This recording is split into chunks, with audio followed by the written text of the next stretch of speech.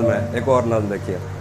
تم اکیلی نہیں ہو سہیلی، تم اکیلی نہیں ہو سہیلی جسے اپنے ویران گھر کو سجانا تھا اور ایک شاعر کے لفظوں کو سچ مان کر اس کی پوجا میں دن کاٹنے تھے. تم اکیلی نہیں ہو سہیلی جسے اپنے ویران گھر کو سجانا تھا اور ایک شاعر کے لفظوں کو سچ مان کر اس کی پوجا میں دن کاٹنے تھے. تم سے پہلے بھی ایسا ہی خواب جھوٹی تسلی میں جان دے چکا ہے، تمہیں بھی وہ ایک دن کہے گا کہ وہ تم سے پہلے کسی کو زبان دے چکا ہے. تم اکیلی نہیں ہو سہیلی جسے اپنے ویران گھر کو سجانا تھا اور ایک شاعر کے لفظوں کو سچ مان کر اس کی پوجا میں دن کاٹنے تھے.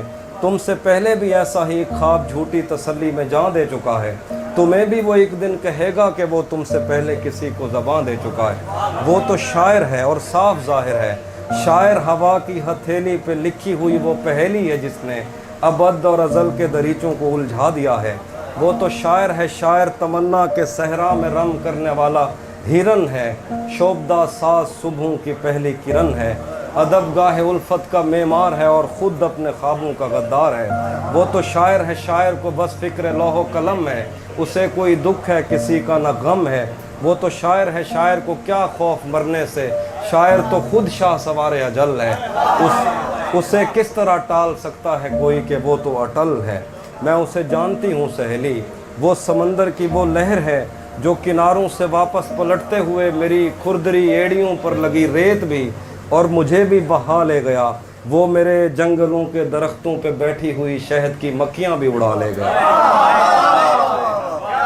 وہ سمندر کی وہ لہر ہے جو کنارے سے واپس پلٹتے ہوئے میری کھردری ایڑیوں پر لگی ریت بھی اور مجھے بھی بہا لے گیا.